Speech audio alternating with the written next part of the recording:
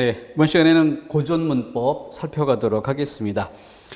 고전문법은 어느 정도는 고전문, 지문, 독해 이런 부분하고 연계학습되는 측면이 있고 또 앞에 현대문법하고 연계되는 그런 이중적인 성격을 띠고 있죠.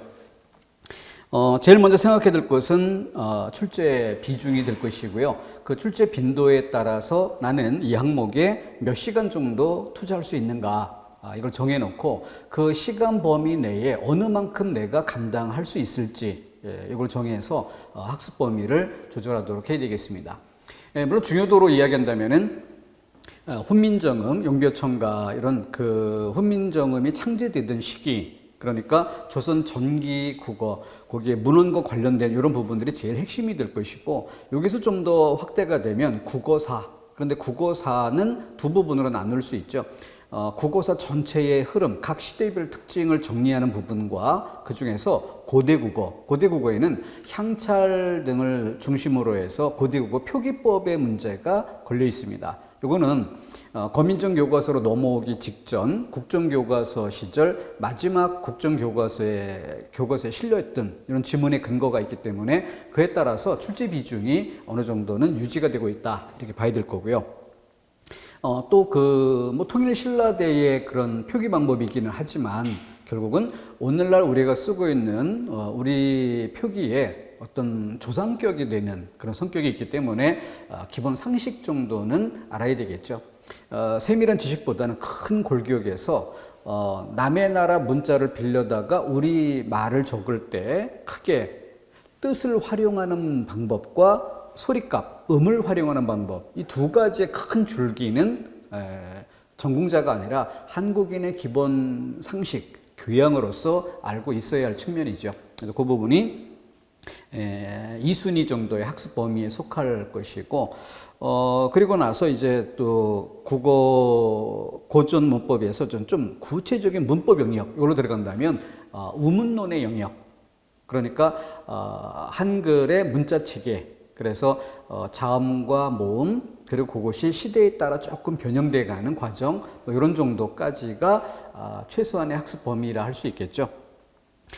거기까지의 그 범위를 제한된 그 시간 안에 완벽히 마스터하는 것을 기본으로 하고, 그리고 시간에 여유가 생긴다면 다른 단원의 진도가 생각보다 일찍 끝났다든가 그랬을 때 좀 더 그 자료를 폭넓게 활용해 본다든가, 아니면 좀 더 풍부한, 내가 치르고자 하는 시험이 아니라 다른 직종, 다른 직급의 시험 문제들도 폭넓게 모아서 문제로 한번 정리를 해준다든가 이런 것들이 보완되면 완성도 있는 그런 학습이 될 것 같습니다. 문제 들어가 보겠습니다. 1번 목차 순서에 따라서 일단 그 맨 앞에 국어사 영역이 제일 먼저 들어왔는데요. 우리말의 역사, 적절치 않은 건 1번에는 근대국어 시기에 이렇게 질문을 했어요. 근대국어. 그러면서 옛니음과 반치음이 문자체계에서 사라진다. 즉 소실문자의 문제를 얘기하고 있죠. 근데 소실문자라고 하면은 사람 얼굴,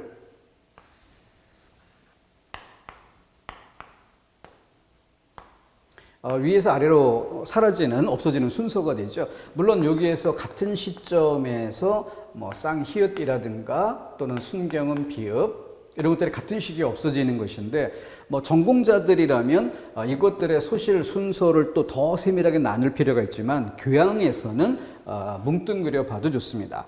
근데 얘네들을 사람 얼굴 안에 넣지 않고 여린 히읗만 사람 얼굴 안에 넣어서 살펴보는 이유, 바로 28자를 기본에 두기 때문이죠. 이건 28자 범위 밖의 것이니까.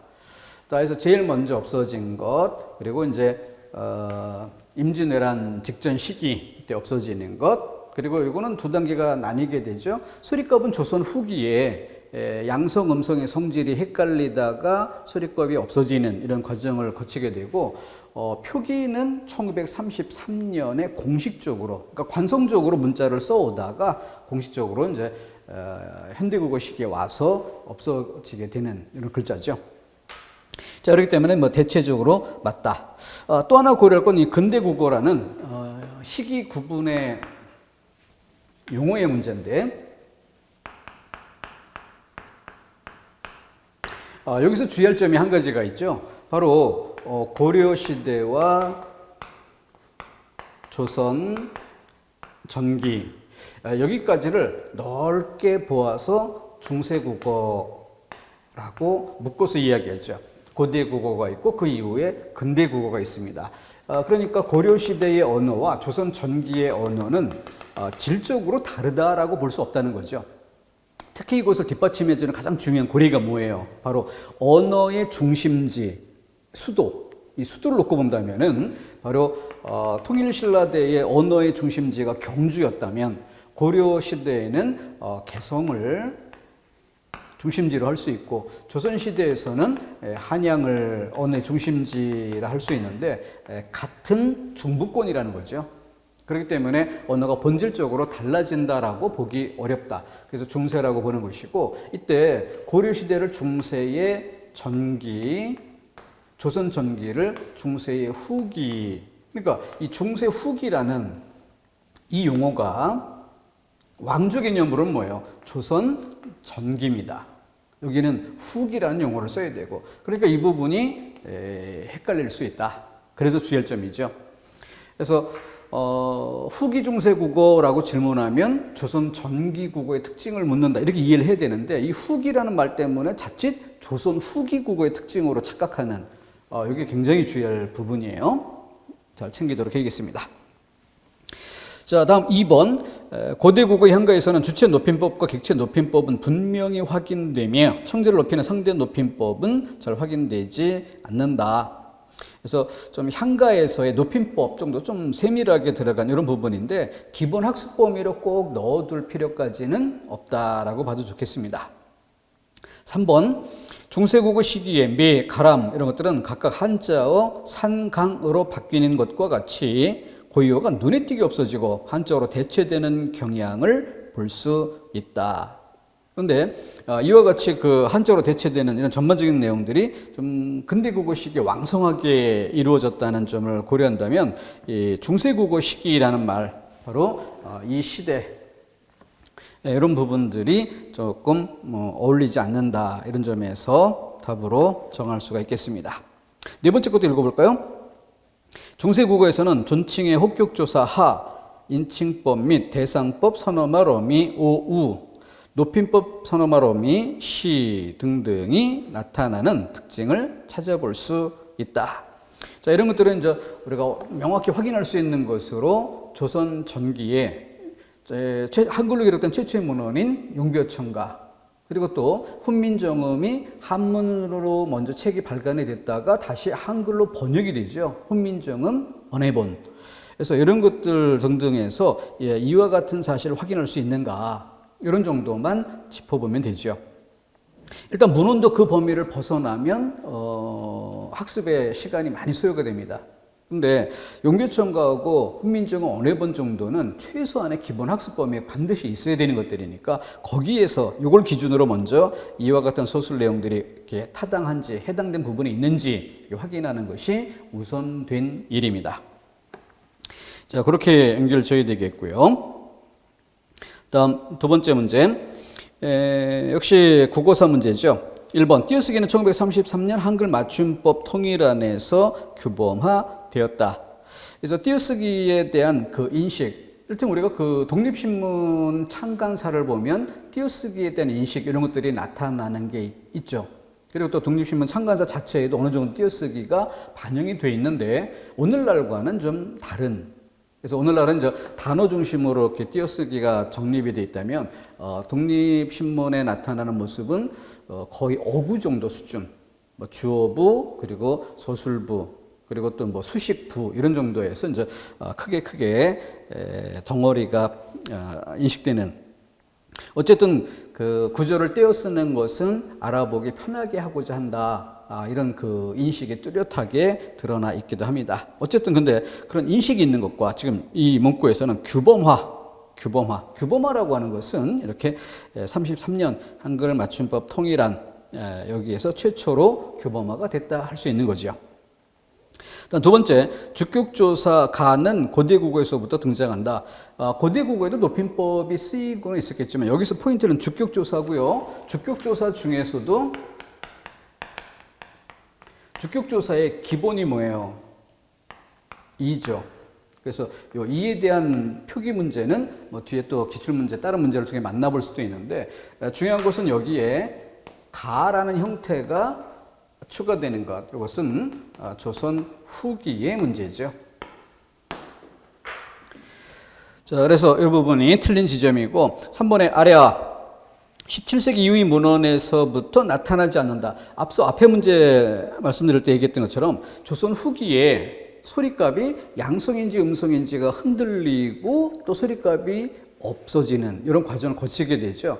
이 아래아의 소리값 문제 때문에 연동돼서 나타나는 게 뭐예요? 이게 양성인지 음성인지 이런 부분에 문제가 생기면서 그에 따라 모음 조화가 파괴되는 이런 양상이 연색적으로 등장하게 되는 거죠. 자, 근데 이 아래아의 문제를 표기해서 공식적으로 폐기하는 것은 1933년 한글 맞춤법 통일안을 제정하면서 공식적으로 폐기했다는 거죠. 소실 문자에서 이 부분. 자, 그렇기 때문에 17세기 이후 나타나지 않는다는 문제는 표기의 문제거든요. 그래서 이건 잘못된 것이다.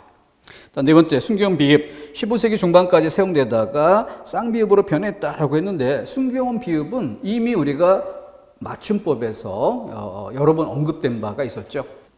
맞춤법에서 같은 맥락에 살폈던 것이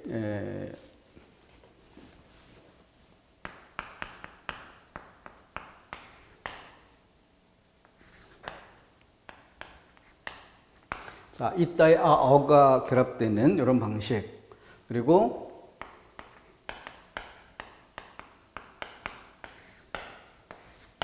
고맙다의 어가 결합되는 방식. 이다에서 디귿과 만날 때는 본래의 소리값 유지할 수가 있죠.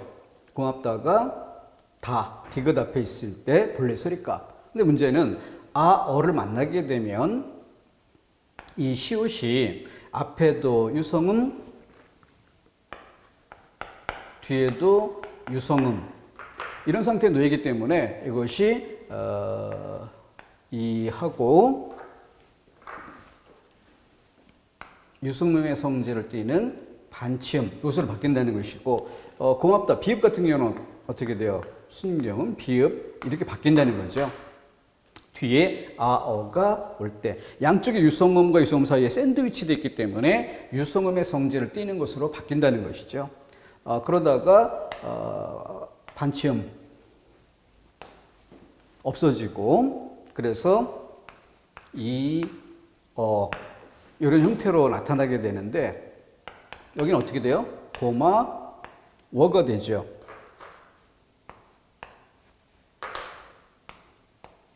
어가 올 때 어를 만나면 비읍이 순경 비읍으로 변했다가 이것이 이렇게 오우로 바뀌는 것이죠. 오와 우의 형태는 뒤에 아가 오느냐 어가 오느냐에 따라 어울리는 방향으로 바뀌는 것이죠. 순경음 비읍이 오우로 바꿔 이야기하면 비읍이 오우로 바뀌는, 넓게 말해서 자음이 모음으로 바뀌는 이러한 독특한 양상이죠. 그래서 그 맞춤법에서도 몇 차례 언급을 했었던 것입니다. 그죠? 다음 3번 문제. 훈민정음 28자모. 아까 소실문자 이야기할 때도 28자모 범위 내에서 이렇게 설명드렸는데, 28자모는 뭐예요? 초성이 17자이고 중성이 11자죠. 초성의 17자를 다시 또 뒤에 언급할 부분이니까 다시 나누게 되면 어때요? 가장 기본적인 글자, 발음기관의 모양을 본떠 만든 글자가 기니미시이 5개죠. 그 기니미시이 5개에다가 획을 더하는 방식.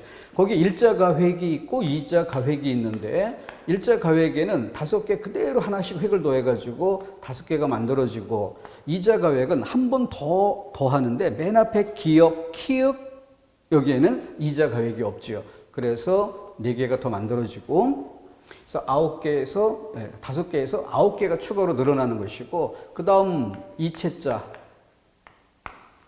인니응, 반설음, 반치음 이렇게 3개가 늘어나게 되는 것이죠. 그래서 17개가 되는 것입니다. 여기서 주의할 점, 된소리는 들어있지 않다. 여기 주의점이죠. 모음이 11글자. 이거는 역시 자음을 만들 때 기본 글자 5개가 있었던 것처럼 모음을 만들 때 가장 기본 글자는 천지인 삼재를 번떴다. 그 다음 여기서 초출자, 제출자.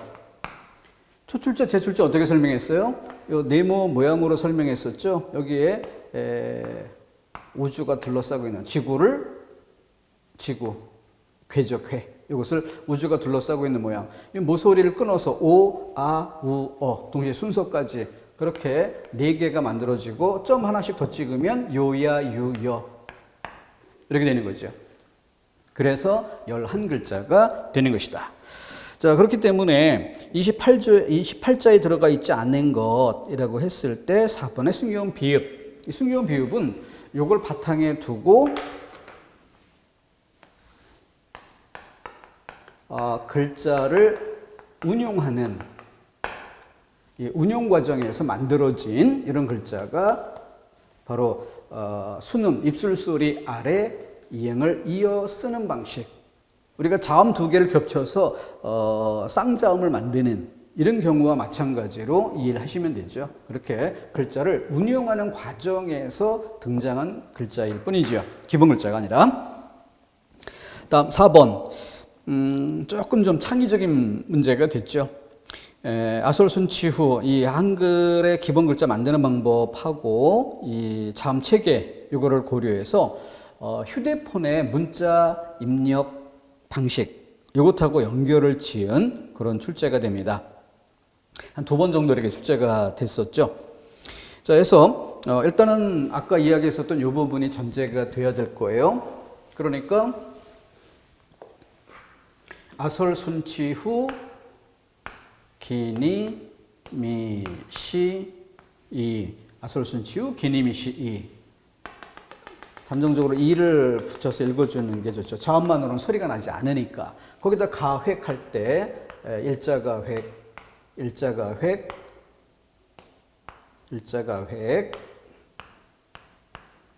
그리고 이자가 획 여기는 없고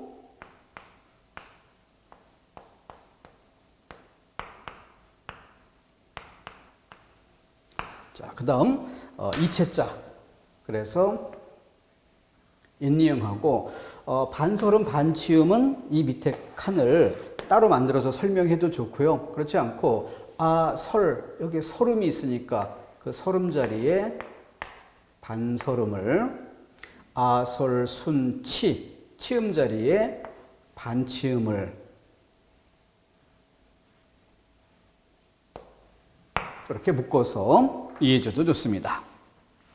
그랬을 때 1번 훈민정음 자음체계에 따른다면 시옷은 지읒, 치읒, 칸에 함께 배치할 수 있다. 시옷은 지읒, 치읒, 칸 안에. 이것은 아솔순치에서 같은 치음 계열이라는 점에서 가장 잘 맞아떨어지는 이런 방식. 다음 4번 훈민정음의 자음체계에서 이응과 옛이응은 구별되었다. 훈민정음의 자음체계에 따르면 이 중에서 옛이응은 기역, 키읔, 칸에 함께 배치할 수 있다.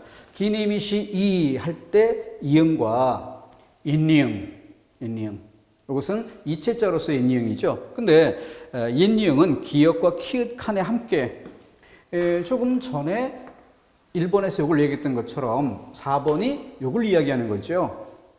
그러니까 가장 쉽게 구별할 수 있는 1번, 4번 2개를 지워내고 그리고 2번, 3번 2개를 놓고 봅니다. 자, 2번은 미음, 시옷, 칸은 미음과 시옷, 칸 이렇게 묶고 설명하고 있는 거죠. 조음 위치와 조음 방식의 양면을 모두 고려하여 같은 성질의 소리끼리 묶은 것이다. 조음 위치, 조음 방식, 양면. 자, 다음 3번. 디귿, 티읕과 니은, 리을. 그러니까 지금 이 위에 도표, 문제 안에 주어진 도표. 이거는 이제 휴대폰 안에 문자 입력 그 키별로 배열을 해준 거죠. 그랬을 때 디귿과 티읕 같은 칸 안에 있어요. 그 오른쪽에 니은과 리을이 있습니다. 그러면은 디귿과 티읕 이것이고, 그 다음에 니은과 리을, 이걸 묶은 이런 형태가 되는 거죠. 자, 그것에 대해서 훈민정음 창제 당시 적용된 가획 등의 원리에 따른 제자 순서보다 소리의 유사성을 중시하여 배치한 것이다. 여기서 주의할 점이 A보다 B라고 서술되어 있다는 점. A보다 B. 그러니까 A보다 B라는 건 앞에 걸 부정하고 뒤에 걸 긍정하는 이런 방식이죠. 그러니까 여기서 부정된 것이 뭐예요? 앞에 것. 가획 등의 원리에 따른 제자 순서보다 가획의 원리 등의 제자 원리, 이것을 부정하는 이런 내용인데, 전체적으로 보면은 아, 설, 순, 치, 후라고 할 때 같은 서른 계열에 놓이는 것이고, 니은을 기본자로 해서 가획된 것이 디귿과 티읕이에요. 그러니까 이게 가획의 원래 그대로 맞아 떨어지는 겁니다. 그러면서 이 채자는 모양이 다르다라고 해서 이채라고 구별해서 설명을 하는 것인데, 그럼에도 밑에 반설음, 반치음, 반설, 반침 이렇게 말할 때는 따로 칸을 구별해서 설명이 되지만, 기본적으로 용어 자체가 반이란 글자가 들어있지만 이 반을 빼면 기본 뼈대는 설음 안에서, 치음 안에서 그 소리 성질을 설명할 수 있다라는 거죠. 자, 그렇기 때문에 여기에서 훈민정음 창제 당시 적용된 가획 등의 원리에 따른 제자 순서, 이거를 굳이 부정할 성질이 아니다라는 거죠. 그죠? 그런 점을 고려해서 3번을 답으로 챙겨가면 되겠습니다. 다시 정리해서 말씀드리면 1번과 4번이 제일 쉽게 해당되는 것으로 구별이 될 수 있죠. 그 다음 2번이냐 3번이냐 어느 것이 더 많이 틀린 것이냐라는 것의 문제인데, 2번은 미음, 시옷, 카는 나머지가 되게 이렇게 같은 아설, 순치, 후 같은 소리 나는 그 위치, 여기에 맞춰서 설명이 되는데 위아래를 묶어서 설명을 했죠. 그렇기 때문에 하나로 설명되기 어려우니까 조음 위치, 조음 방식, 양면을 고려하여 이렇게 해서 설명이 된 것입니다. 두 가지로. 그리고 3번도 역시 두 가지를 이야기하는데, 여기서는 A보다 B라는 맥락을 이용을 해서 앞에 것을 부정하면서 뒤에 것만 강조하는 이런 형태가 됐는데, 바로 그 앞에 부정된 앞에 것을 점검해서 그것이 일정한 우리 가획의 원리에 해당이 되는 부분이었다, 부정될 것이 아니다 라는 점을 챙겨가는 것이 문제 해결의 고리가 됩니다. 자, 다음 5번 문제 넘어가겠습니다. 중세국어라고 했어요. 중세국어. 그러니까 조선 후기가 근대고 중세국어 하면 일단 조선 전기라고 생각해 봐야죠. 여기서 굳이 중세를 다시 전기 후기 이렇게 굳이 나누지 않는데, 우리가 고려시대 언어까지는 별반 이야기할 기회가 많지 않습니다. 그때 당시 그 언어를 알 수 있는 문헌의 자료적 특징, 이런 정도에서 좀 언급할 부분이 있지, 실제 우리가 어떤 소리값을 명확히 알 수 있는 문헌이나 이런 것들이 한글 창제 이후에 좀 뚜렷하게 알 수 있는 거지, 그 이전은 분명한 확인이 쉽지 않습니다. 그래서 주로 이제 우리가 시험 범위를 다룰 수 있는 것이 결국은 조선 전기가 되는 것이다. 자, 기역의 종성표기는 원칙적으로 기역에서 기역, 이응, 디귿, 니은, 비읍, 미음, 시옷, 리을의 8자만 쓰였다. 여기 순서가 이렇게 나타나는 이유가 뭐예요? 바로 요 제자 원리, 그런 글자 만들기 원리입니다. 그런데 이것을 다시 한번 초성 체계라는 것으로 다시 한번 바꾸게 되면은, 초성 체계를 바꾸면은 어떻게 돼요? 그때는 예사소리, 거센소리, 그리고 울림소리, 이런 순서로 재별하게 되죠. 그런 과정에서 울림소리들이 맨 오른쪽으로 먼저 빠집니다. 울림소리들이 맨 오른쪽으로 빠지니까 기역은 그대로 남고, 그 다음에 니은이 뒤로 빠지고 디귿, 미음이 뒤로 빠지고 비읍, 이런 순서가 되는 거죠. 자, 그런 상태에서 기역과 이응의 순서, 그 다음에 니은 디귿이 아니라 디귿 니은, 이런 순서가 되는 이유, 조금 전에 말씀드렸던 것처럼 유성음이 뒤로 오른쪽으로 먼저 빠지니까, 그래서 디귿이 먼저 나중에 니은, 이런 순서가 되는 거죠. 그래서 이렇게 배열된 것이다는 점을 참고로 하면 좋겠습니다. 자, 그래서 종성, 부용, 초성 이걸 기본으로 하면서 팔종성, 가, 조경 8개만 써도 충분하다라는 점에 근거가 있죠. 다음 니은. 사이소리에는 시옷과 반치음 외의 자음이 쓰이지 않았다. 그런데 이건 정확히 틀린 거죠. 사이소리 부호는 어때요? 사이소리 부호는 그 한자에서 유소음과 유소음 사이에 반치음이 쓰이고 한글에서 시옷이 쓰이고 이랬던 것이 전부가 아니라 한자 부분에 보면은 앞에 말이 무엇으로 끝났는가에 따라서 각각의 기호들이 있었던 거죠. 그걸 다 암기할 필요는 없어요. 하지만 여러 가지가 있었던 것이고 우리가 반드시 기억해 줘야 될 한 가지가 있죠. 사이소리 부호. 반드시 기억해야 될 한 가지는 바로 성종 무렵. 이때 이 다양했던 이걸 다 암기할 필요 없지만 그것이 점차 시옷으로 통일되어가는 과정을 거쳤다. 이런 역사적 흐름 자체는 알고 있어야 되는 거죠. 그래서 반침이 쓰인 경우도 있고 시옷이 쓰인 경우도 있는데 옛니응으로 끝난 글자 다음에 기역이 쓰인다든가 니은으로 끝나면 디귿으로 미음으로 끝나면 비읍으로 순경음 미읍으로 끝나면 순경음 비읍이 기호로 이렇게 여러 가지 기호들이 있었어요. 근데 7급 정도에서는 이 조건들을 한 번쯤은 챙기는 게 필요하겠고 9급에서는 이런 건 알 필요가 없다. 아무튼 여러 개가 있었다. 여러 개가 있었다가 시옷으로 통일되는 흐름을 갖고 있다. 여기까지만 잡아주면 충분합니다. 자, 그런 정도에서 일단 확실하게 틀리는 니은을 선택지에 가서 지웁니다. 그러면은 선택지에 가서 일단 지우게 되면 니은이 1, 3번이 지워지는군요. 1, 3번이 지워지면서 2, 4번이 남는데 이때 2, 4번이 남으면서 어때요? 2번, 4번에 공통적으로 기역이 들어가 있고 리을이 들어가 있어요. 그럼 기역, 리을 한번 읽어보긴 하되 꼼꼼히 따질 필요도 없이 무조건 맞겠다라는 생각 안에서 정해두고 나머지 디귿하고 미음 이 정도에서 어느 게 맞고 어느 게 틀리는가 이것으로 정답을 확정짓는 그러니까 소구법을 적절히 활용하면 시간을 줄일 수 있는 거죠. 자, 디귿에는 한자를 적을 때 동국정원식 한자음을 한자 아래 병기했다. 해당되는 예가 있죠. 일단은 그 동국정원식 한자음 표기법이라고 할 때 가장 대표가 되는 게 뭐예요? 바로 훈민정음 언해본입니다.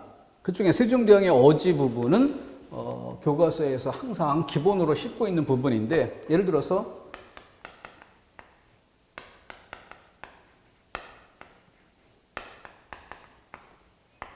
세종 어제 훈민정음 할 때 여기에 글자가 덧붙는 그런 형태들 또 세종 어제 훈민정음 할 때 마지막 음에 열인일서로 표기되는 부분 등등 이런 것들이 포인트가 되는 것이죠. 그래서 발음되는 글자에 있었던 것은 우리 한글 자음 표기지만 그렇지 않은 한자음에 붙는 종성 표기들 그리고 일부 이렇게 초성 자리에 붙는 표기들 자 그런 것으로 놓고 본다면은 여기에 동국정식 한자음 아래 병기했다. 그래서 그런 예가 있지만 이거 하나만이 아니라 다른 여러 가지 방식이 있었다. 이런 점에서 여지를 둬야 되겠고 미음 같은 경우에 이응을 순음 아래 이었으면 순경음이 된다. 이것은 아주 명백한 사실이죠. 그러니까 오히려 디귿이 틀렸다는 것보다는 미음이 맞다는 걸 확인하는 게 더 빠를 듯합니다. 어쨌든 둘 다 고려해서 2, 4번 중 4번을 답으로 고르는 데는 뭐 큰 무리가 없어 보입니다. 자, 6번 문제. 옳은 것. 1번. 초성은 발음기관을 본떠 만들었는데 기역은 혀가 윗 잇몸에 닿는 모양을 본뜬 것이다. 혀가 윗 잇몸에 닿는 모양은 니은이죠. 기역은 뭐예요? 혀 뿌리가 목구멍을 막는 모양. 그래서 이 부분은 이제 7급으로 가게 되면은 이 설명 내용이 한자로 설명되는 구조를 따서 출제하는 방법으로 바뀔 수 있습니다. 그래서 한자 봐야 그 글자를 잘 살펴보면은 요 뜻을 그대로 느낄 수가 있어요. 어려운 한자는 아닙니다.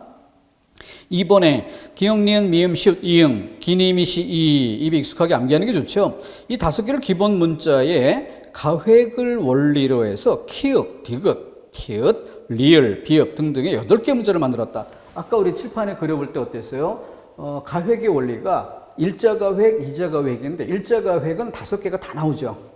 근데 이자가획에선 기역, 키읔에 대한 가획이 이자가획이 없어요. 그래서 여기는 4개만 나오니까 5개와 4개, 그래서 총 9개가 늘어나죠.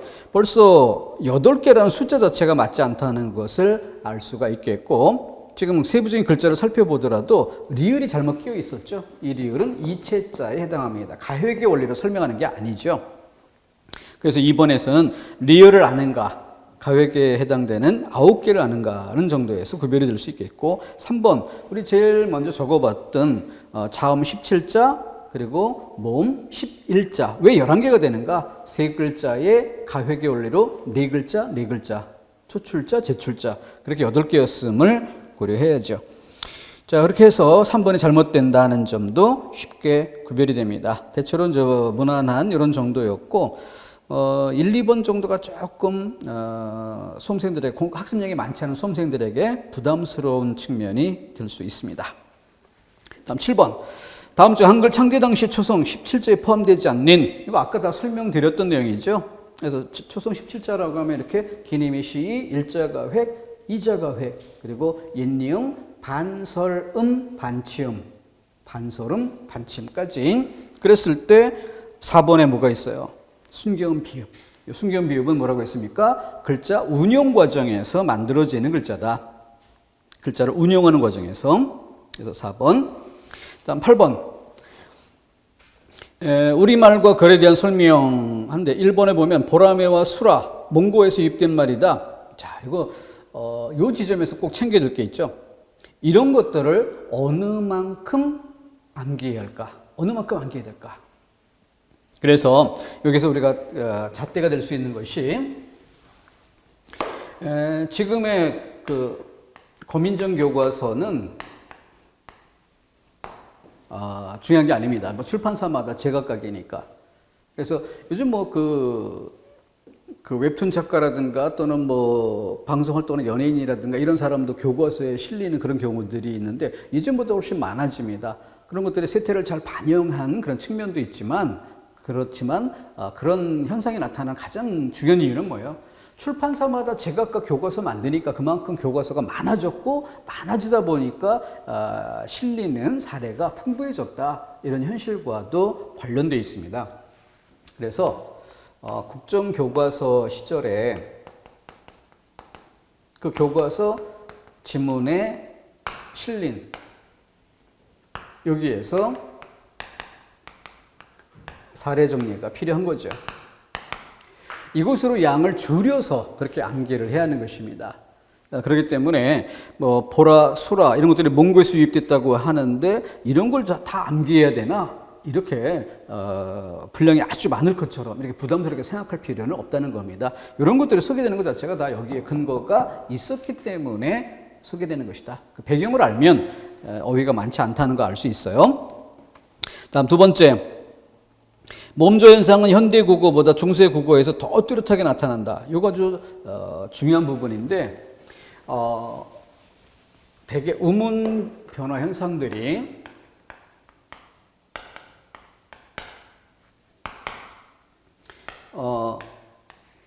전후로 본다면, 아니면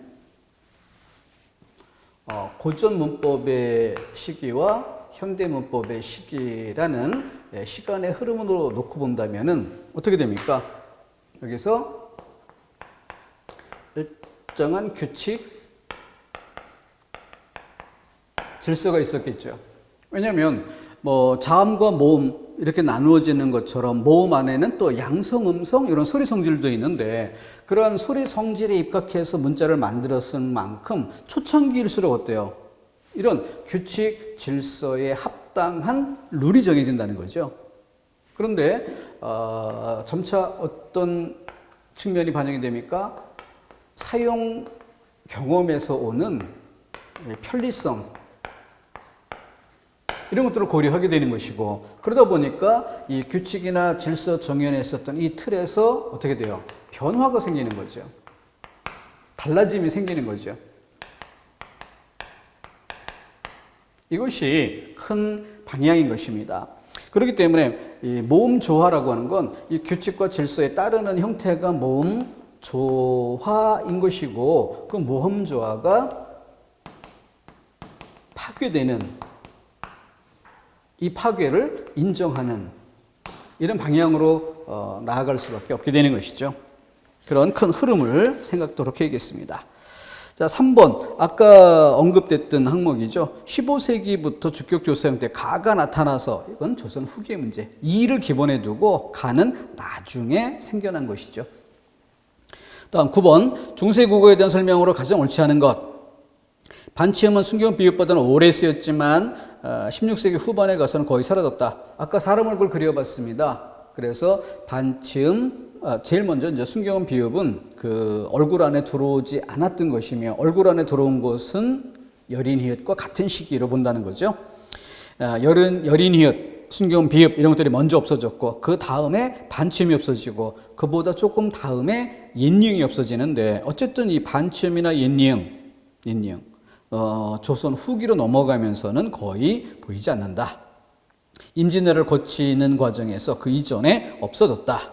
이렇게 판단하는 게 옳겠고요. 다음 2번. 대략 10세기부터 16세기 말까지의 국어를 말한다. 16세기 말, 그러니까 임진왜란 전이죠. 조선 전기까지. 자, 중세국어 시대에 대한 설명입니다. 그래서 아까도 주의할 점으로 말씀드렸었죠. 왕조 개념으로 보면 조선 전기, 조선 후기 이런 용어가 있는데, 이 왕조 개념으로서의 조선 전기가 국어사의 시대 구분에서는 후기 중세에 해당한다. 후기 중세. 다음 3번. 중세국어 전기라고 하면 고려시대가 되는 거죠. 고려시대에 새로운 주격조사 가가, 이 가는 조선도 조선 후기의 문제죠. 그래서 8번 문제, 9번 문제, 그리고 앞에 어디에 나왔었죠? 주격조사 가의 문제가 앞에 또 한 번 나오는데, 벌써 세 번째 정도 이렇게 시험 문제 등장하는 것을 볼 수 있습니다. 빈도수가 높죠. 참고로 4번 더 읽어봅니다. 중세국어의 전기에는 원나라의 영향으로 몽골어가 많이 유입됐다. 그래서 이 고려시대 국어의 특징 중 가장 두드러진 부분이 바로 우리말의 어휘체계, 고려시대. 우리말의 어휘체계의 확립이라고 보는 것입니다. 그래서 우리 그 어종, 3대 어종, 고유어, 한자어, 외래어라고 할 때 이 외래어를, 이 한자어까지는 이 시기에 고려시대에 우리 어휘가 확립됐다라고 보기 때문에 이때까지 들어온 것은 외래어가 아니라 우리말의 뼈대를 이루는 양측면이다라고 보는 것이고요. 이것은 국제적으로도 역시 마찬가지입니다. 영어 같은 경우에도 우리말 안에 한자어가 있다면 영어 안에 로망스계 어휘가 있어요. 근데 로망스계 어휘의 비중이 우리말 속의 한자어 비중보다 훨씬 더 높습니다. 근데 그것을 영어 학자들도 외래어라고 보지 않아요. 그 영어의 뿌리를 이루는 양대 축으로 보는 것이지. 그와 같은 논리입니다. 자, 그렇게 정리해 주시고 10번 문제로 일단 또 마무리 짓도록 합시다. 훈민정음 28자에 대한 설명으로 옳지 않은 것. 훈민정음 28자라고 하면 아까 얘기했듯이 초성이 17자, 중성이 11자죠. 초성의 기본자는 발음기관으로 상용한 기니미시이 5개 맞죠? 다음 초성 17자에는 전탁자도 포함된다. 근데 이거는 17자에 6자가 더해지면 23자가 되는데, 바로 23자 체계에 포함될 때 이 6자, 이게 바로 전탁. 근데 전탁이 왜 6개냐? 오늘날엔 5개죠. 근데 왜 여기 6개가 되는 이유는 오늘날과 달리 뭐가 있어요? 쌍히읗이 있기 때문에 6개가 되는 거죠. 자, 어쨌든 그것은 23자 체계를 말할 때나 포함될 것이지 17자에는 들지 않는다. 2번이 틀린 것이다. 이 정도는 뭐 7급 문제 수준이라 것 없이 좀 7급이라고 보기에는 좀 수준이 낮은 이런 문제죠. 9급에서도 충분히 다룰 만한 정도의 범위에 속합니다. 자, 여기까지 10문제 일단 끊고 나머지는 다음 시간에 이어가도록 하겠습니다.